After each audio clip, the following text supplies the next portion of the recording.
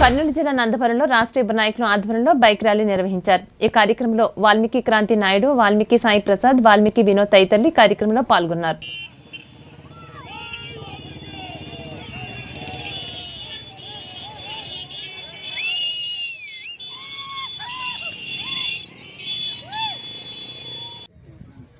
నమస్తే।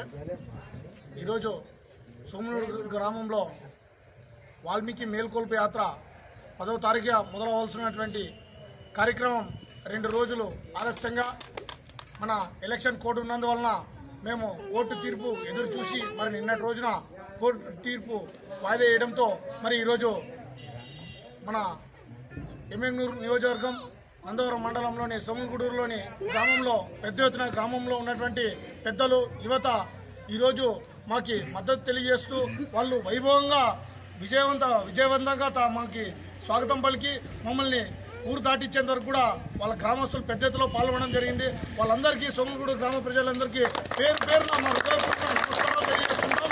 మీ ప్రేమ ఆప్యాయత ఎప్పుడు కూడా మాతో ఉండాలని, మమ్మల్ని ఇదే విధంగా చూసుకోవాలని, మేము కూడా ఈ గ్రామం అభివృద్ధి కొరకు, ఈ గ్రామంలో సమస్యల కొరకు, ఈ గ్రామంలోనే కాదు మీ సోమనగూడూరు గ్రామ ప్రజలకు దాన్ని దృష్టిలో ఉంచుకొని ఈ రాష్ట్ర కేంద్ర ప్రభుత్వాలను మెడలు వంచాలనే ఉద్దేశంతోనే ఈ మేల్కొల్పు యాత్రను యువకులమైన మేము స్టార్ట్ చేశాము।